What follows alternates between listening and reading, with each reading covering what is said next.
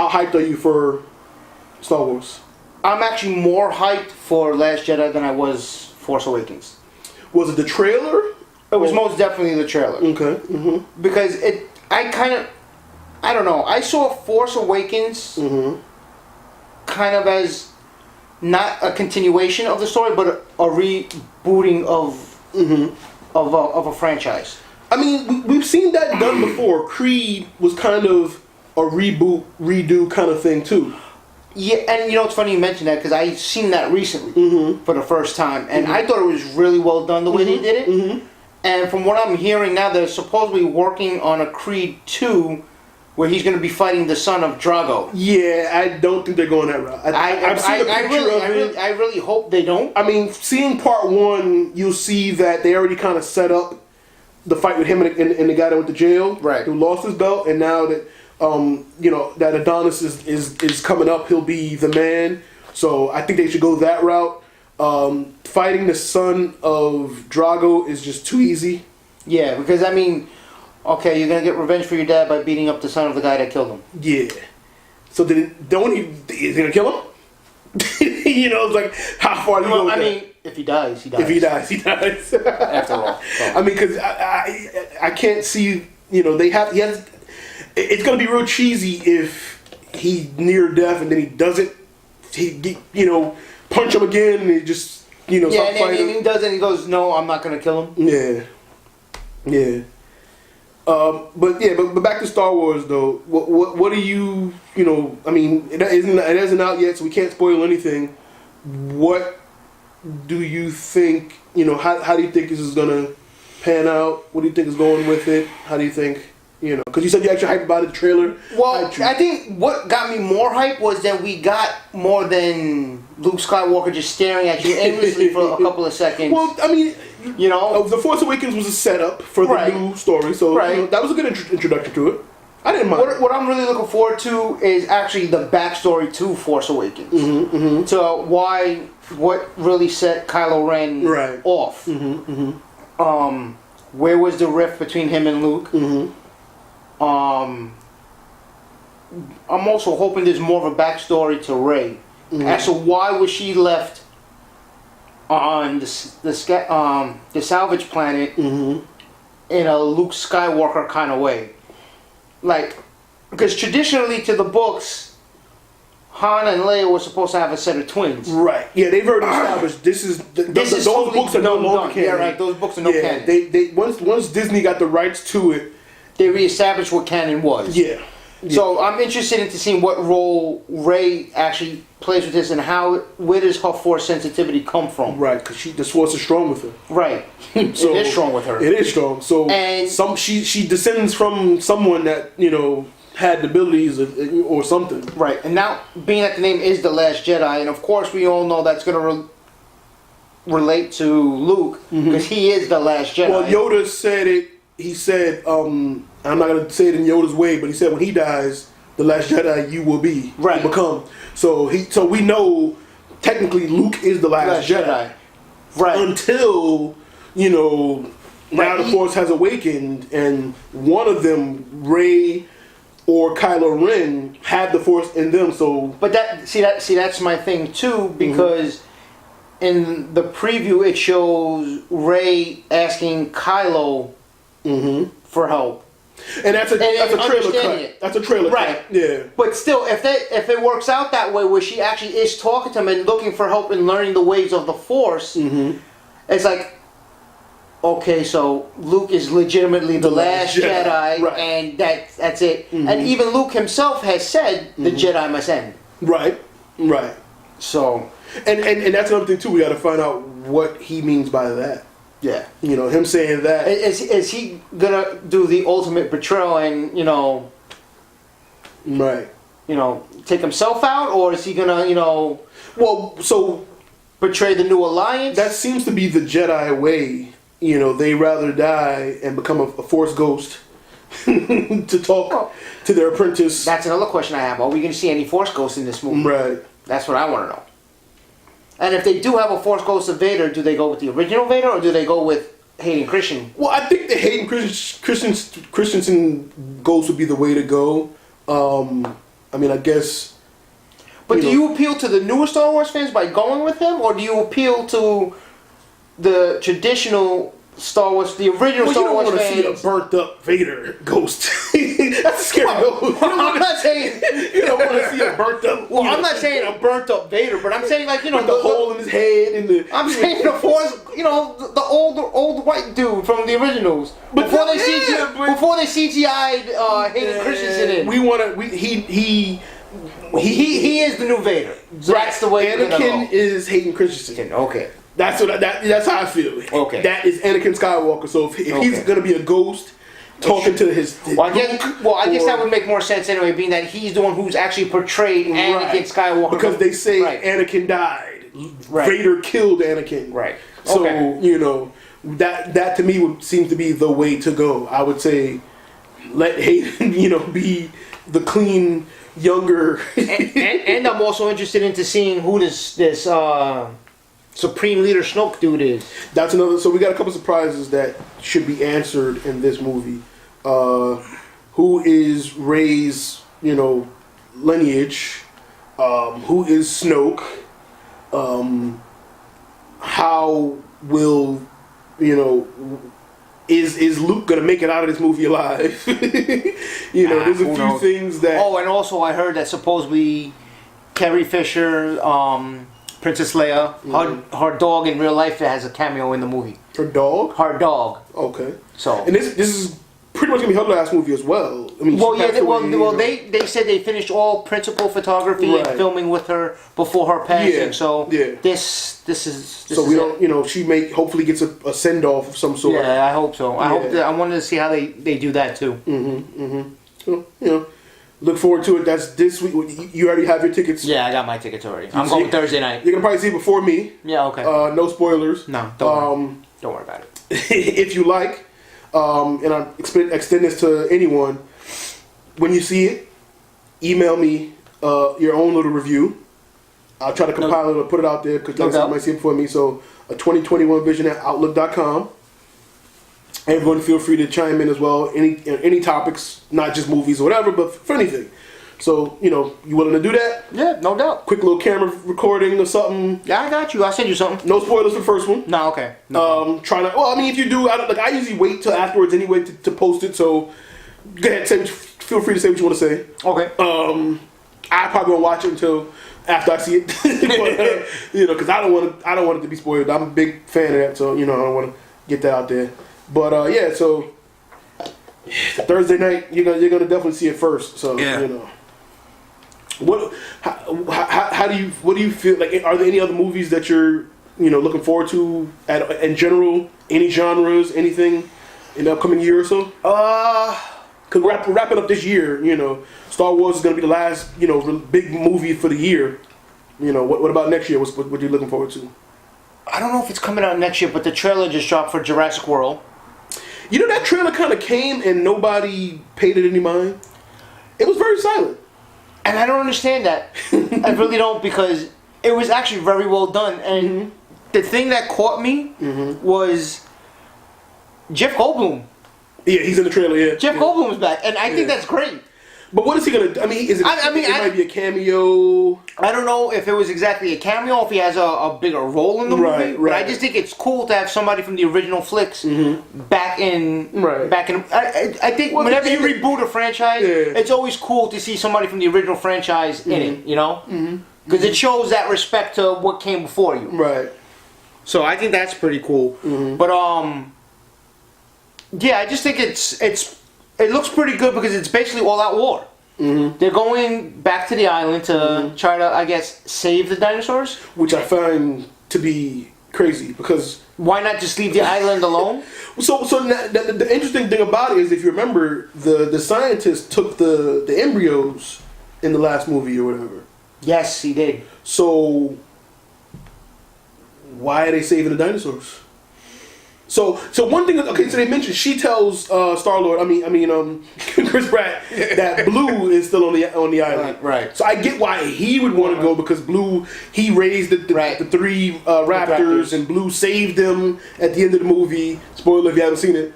So I can get why, personal feelings, he might want to go save Blue. Right. But other than that, so what from what I gather from the trailer, the island is now volcanic, and which is amazing because of all the movies, it's the same island, and it never had any volcanoes on it before. Is this the same island from the original? Yeah, remember in Jurassic World, they went back to the old park. Okay. All right. Remember, Jurassic Park shut down, but the island is still the island. So right, they're still. So now all of a sudden the island's volcanic, which again, plot, script, whatever. But why do we want to save the dinosaurs? Well, why not? Wouldn't you want to save the dinosaurs? No. I mean, okay. Okay. Granted, one of them could eat you. Yeah. But you know, there's the off chance that the one that could eat you would wind up being your best friend. You know, and Blue. Why not? So if you save if he saves Blue, is Blue a pet at home now? Well, for Fred. Do you walk your dinosaur like? No, you ride the raptor. You would want to have a pet dinosaur. Fuck yeah. Why? Why not? Because it's a dinosaur. But dinosaurs are fucking cool. Who's gonna fuck with you with a pet dinosaur?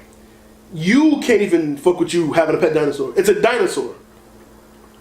Yeah, but if I'm raising it from did you not see the first Jurassic Park? If you raise it and it gets your scent and it prints on you and Blue forgot for a moment. Blue kind of had a moment of, oh yeah, I'm a dinosaur. I'm gonna eat. Oh, okay, I like you, kind of.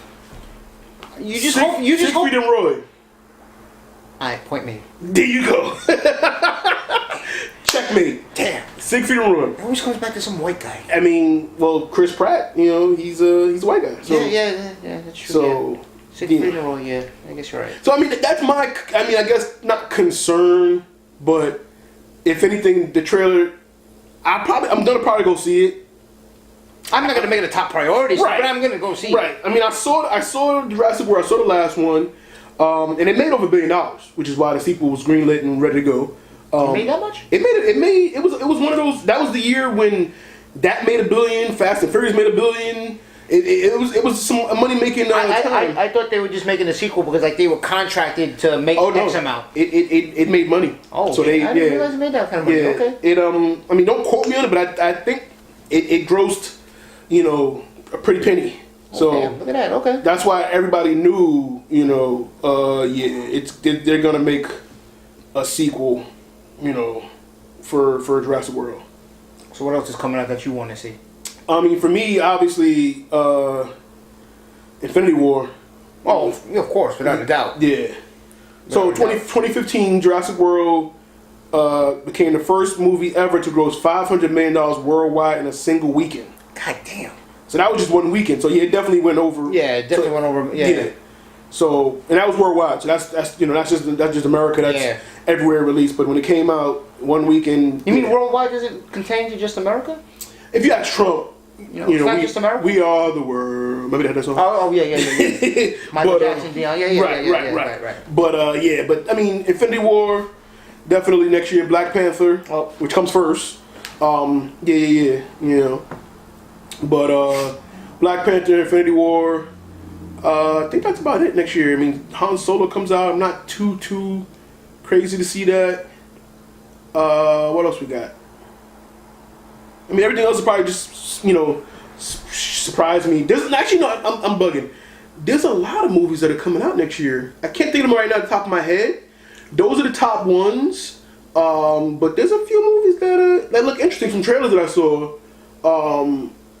Also in movie news, not to cut you off, I apologize.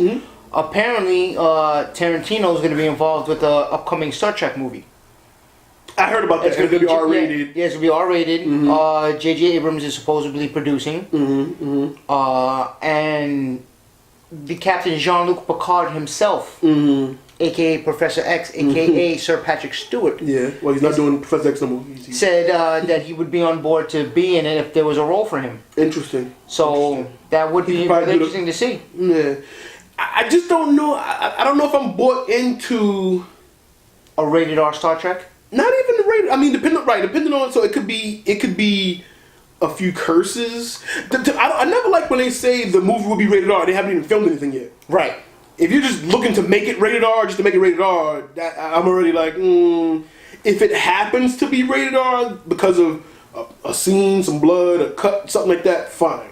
But don't tell me you haven't wrote a script or anything yet, and you just assigned a director, and you're saying we want to be rated R. Right, unless it's a movie like Logan or Deadpool, where you know the premise of the storyline, Right. and you're like, the only way to do it, it requires it to be rated R. Yeah. Star Trek doesn't need to be rated R.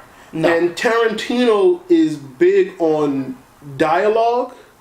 Yes, he is. So I don't want to see Kirk and Spock having a 5-minute conversation about something. You know what I'm saying? So it's like, I like Tarantino's movies, but he's big on Drawing it out. yes. And for Star Trek, I don't know if I want to see that. My thing is he going to do it like a Hateful Eight, Pulp Fiction kind of thing, where the beginning is the end is the beginning, And again, and then you're sitting in the middle like, what the fuck is going on? I don't want to see that for Star Trek. Right. So that's what I'm saying. Just saying he's directing it doesn't hype me for it. Yeah. You know, it gives me more pause to be like, whoa, You know what I'm saying? So I don't know. I mean, Not everybody's meant to direct certain genres. Right. Star Trek, you know, is something that, you know, Tarantino needs to stay away from sci-fi. I mean, to Dusk Till Dawn was sci-fi, kind of. Okay. Dealing with vampires. Kind of sci-fi. So that was, you know, but Selma Hayek, you know. Well, how you go wrong with a half-naked Selma Hayek? So did that mean we're gonna get a horror in a bikini? I mean, I'm not opposed to Zoe Zoe Saldana. Saldana. I'm not opposed to seeing Zoe Saldana in a bikini or That something. might be nice. That might be nice. You know. Okay, you know, I might be in for Or some other cute alien female, you know, green, purple. You know, Kirk gets them all. Yeah, so yeah, he a pimp. He don't discriminate. Yeah, Kirk don't discriminate. So, you know, that might be the highlight of it. Yeah, true. Then But, again, there might even be a Sam Jackson cameo with it too, because of. Well, him alone would require an R rating. Oh, of course. Because there's gonna be a couple MFers. It's gonna be, you know. This motherfucking one core ain't working right. Can you imagine? that would be funny. Could you imagine? Imagine they put the. Well, I mean, they already did an ode to the Troubles already. Yeah. But if they would have did that with Sam Jackson, I'm tired of these motherfucking Troubles on this motherfucking starship. That could be That would have been good. That could have been good. But what about you? What else are you looking? I don't know. Maybe probably just the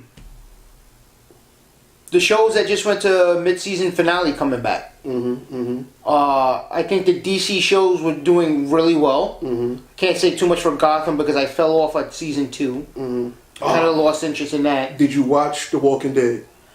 I fell off of The Walking Dead, believe it or not. Man, I honestly got tired of people jumping on social media within seconds of it ending, and I'm just like, you know what? I'm just not gonna watch the show. I mean, I'm guilty of that. Last night's episode, which would be 2 nights ago when you watched it. Yeah, I saw you. I didn't spoil anything. No, you didn't. But you were just like, really you were like, really Walking Because Dead? they just know how to just mess with people.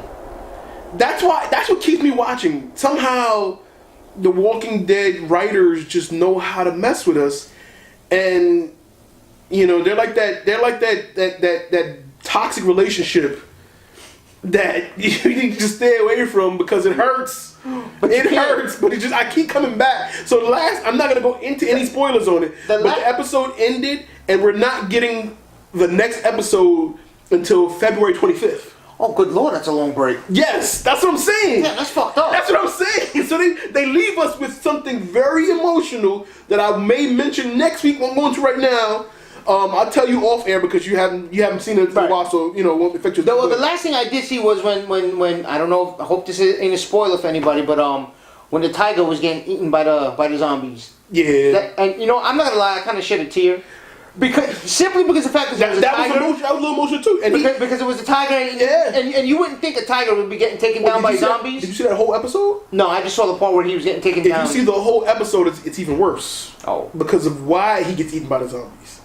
The tiger, I don't know if it's a he or she, Shiva's his name. No, Shiva is a female Indian deity, so I was assuming female. So the tiger kind of sacrificed itself for its owner, which is King Ezekiel. Again, a spoiler if you haven't seen the couple episodes ago. Oh, that's okay. Yeah, so Shiva kind of saved Ezekiel, and like I said, if you watch the whole episode, you watch the whole episode feeling like he gonna die. Mm-hmm. And when he's about to die, the tiger kind of jumps in and says, "No, I got you, fam. You know, take me instead." And he's just looking at it like, "Oh no!" And it's like, damn. So they just know how to get you. Kind of tugging the heartstrings. They really do. And like this last episode, I won't go into specifics, but I saw it from the opening scene of the episode. I saw it coming, and when it happens, it still got me. It's one of those. So what you're saying is The Walking Dead as a whole is one of those things where you can see it from minute 1, but when it happens at minutes 58, they still it still tugs at you as it be like, damn it. They still execute it so well. And don't get me wrong, it's not perfect. A couple episodes have been a lot of filler episodes. I call them Dragon Ball Z episodes, where you know Goku's just sitting there charging up the Kamehameha. Yeah, they've had a lot of charge up filler episodes, but when they're focused and they know that they're messing with us, they always seem to get it, and they do it. And like I said, when the episode started, they now I don't watch TV a lot anymore, so that's one of the things I do watch live because, like you said, social media people go crazy. So I didn't know the episode was like an hour and a half. Where they used to do hour episodes. This special hour 27-minute episode. Because it's the mid-season finale. Yeah. So I'm like, uh-oh. So I'm already like, uh-oh, something gonna happen. Like something hype. First commercial break, they're like, stay tuned because something that, you know, is gonna change us forever is happening. And I'm like, you motherfuckers. So the show starts. The first scene opens with like, a monologue of a character. I'm not gonna go into specifics, and you're just like, he gonna die. Don't do it. Don't do it. And that character. So as the episode goes on, that character's the focal point of the episode. So you haven't forgotten he's the focal point of this episode. But then it happens, and you just like the pollen in the air gets you. And you know, like when you your eye a little bit. Yeah, well, it is allergy season. The allergy, right? It's allergy season. And you know, I had like some dust in my room, and it was a little, you know. Should get a dehumidifier or something. I think I needed one. I think I needed one because I was watching it, and I'm just like, you know, like my throat, my eyes. I can see right now you still getting. Just thinking about it, because you see it coming.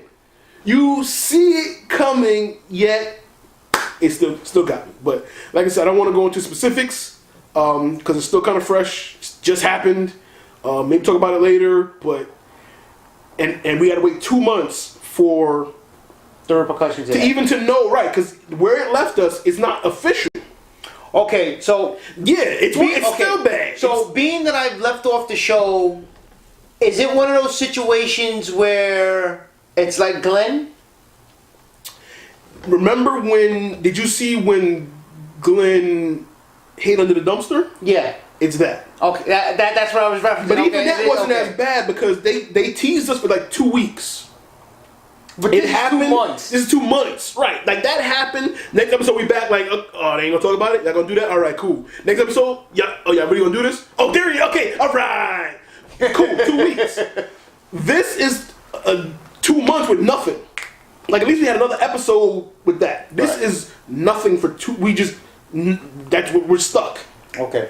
Christmas, New Year's, you know, Martin Luther King Day. You know, we like, all right, is it February yet? Valentine's, like, is it time yet? Like, Black History Month, all right, Black Panther's out, but what's happening in that episode? You know, so then after that final week, then we're gonna be like, so, yeah, or, okay, we're stuck right now. So, you know, yeah, that Walking Dead. The writers are they have to be psychology majors or something.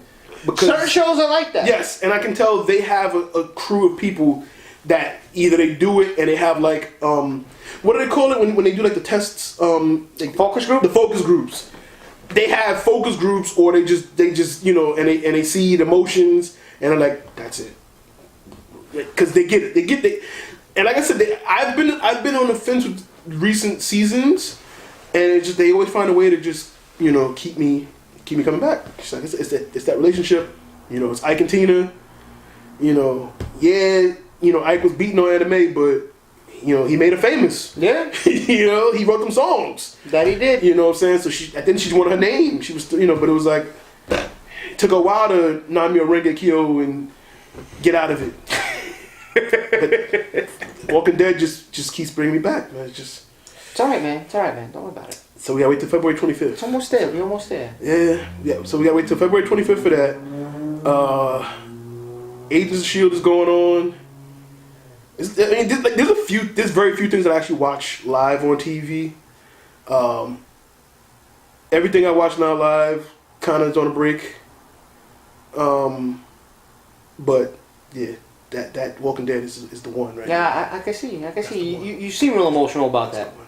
That's the one. Yeah, but I need a moment. All right. Thanks for watching. If you enjoyed the show, hit the like button. Share it. Tell your friends about it. Let them know what's going on. Also, hit subscribe and the bell to be notified when new content is loaded, because there's much, much more to come.